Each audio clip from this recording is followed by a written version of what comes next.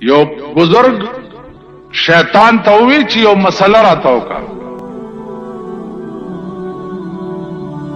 شیطان ورته وی چې بزرگ صاحب زما مسلې خو ټولې داسې دي چې خلق ته کافر شي.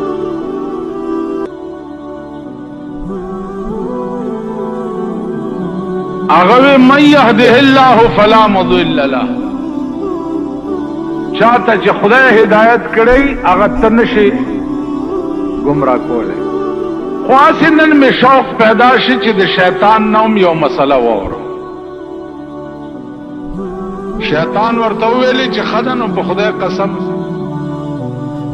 چې ستا دومره ښه نیت دی نو زه به هم درته ټیک مسله وکړم، غلطه به درته نه کوم. وی ګوره ته خو پیرې خلق د لاسونه صفایي، خپې د ښکلوي، سجدې درته لګوي، لوی ولی او بزرګ. خو پیر صاحب یو نصیحت مې واوره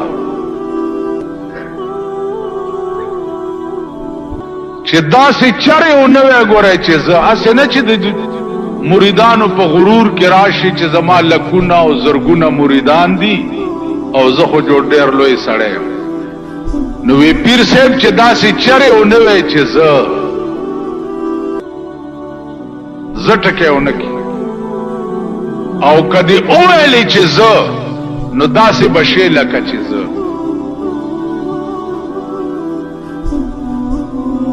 شیطان ورته وایي چې که دې وویلې چې زه نو داسې به شی لکه چې زه. ما 6 لکه کاله د خدای عبادت کړی، 6 لکه کاله. په دې ځمکه مې داسې ځای نه دی پرېښی چې زما د سجدې نه نه دی وتی. او یو ټکی مې وکړو، یو ټکی چې الله راته ووایي چې آدم علیه السلام ته سجده وکړه. نو ما ورته ووایي چې قال انا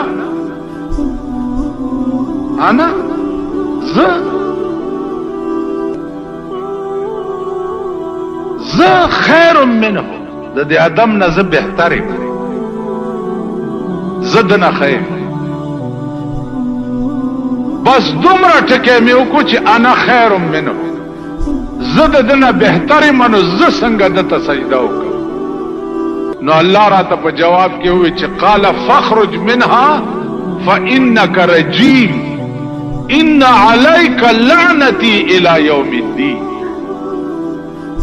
اوزه زما د جنتونو د رحمتونو نه او ان علیک لعنتی الی یوم الدین. ابلیسه تر قیامته پورې مې لعنتي کړي. دا انا ټکی دی ولې ووایي،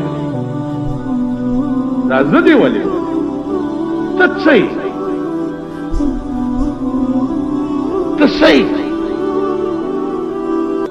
که څه یم خو زه یمه. هلکه بل څوک شته د خدای په مخ کې چې ووایي چې زه؟ څوک شته؟ هغه کم شی دی چې ته پې ووایې چې زه؟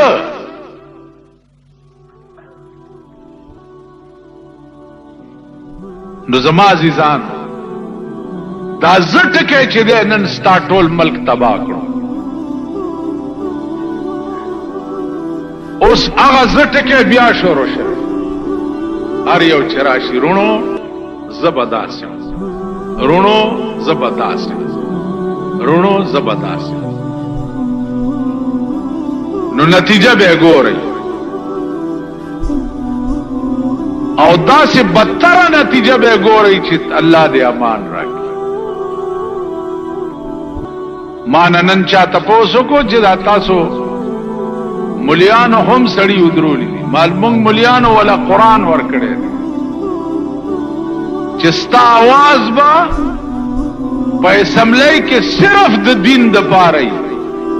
که نور دې ټتو کو چې یا به زه سړک جوړ کم یا به ملک ټیپر کم، ټت یې وکړو نو په دې ټکي کلمه تېره کو قرآن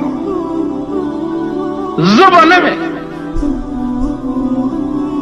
که دې زه ووایې نو ښه به نه وي. نو زما عزیزانو دا زه ټکی ډېر خطرناک. او پاکستان تباہ او برباد شو د زه د لاس نن وګوره ستا په ملک ما دا د جمعیت ممبران چې ولاړو ما به ودرول او قرآن به مې ولاور داسې به مې لاس نه ونیو کلمه به مې پې تېره کړه چې داسې به نه وی چې زه به دا کار وکړم که دې وویل چې زه به دا کار وکړم نو په ټکي به کافر شي زه څه شی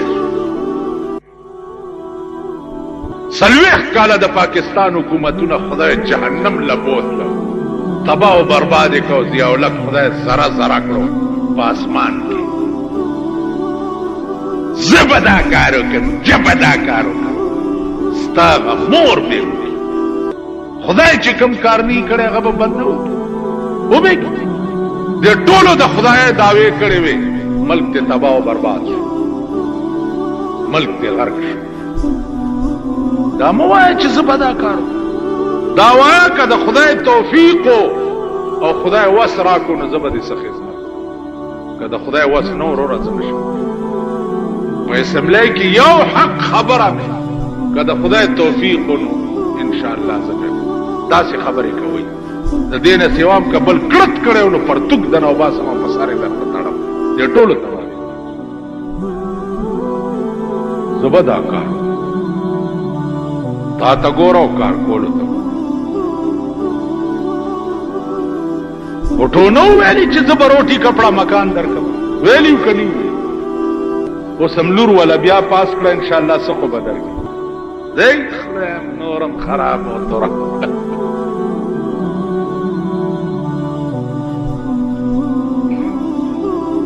زه به دا کار هر څه چې کوي په دې ځمکه یې خدای کوي نو څه فیصلې م چې کړي دي نتیجې انتظار یې کوئ چې څه به درسره کېږي سم چې